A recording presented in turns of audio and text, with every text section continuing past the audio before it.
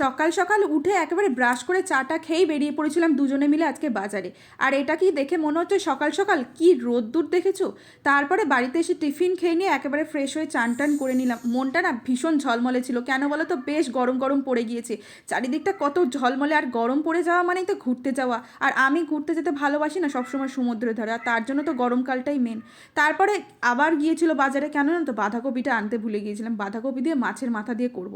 আর এই যে চাটনিটা দেখছো টমেটো দিয়ে তেঁতুল দিয়ে, এই চাটনির রেসিপিটা আমাকে আমার মা শিখিয়েছে, খুব ভালো লাগে খেতে, জানো তো।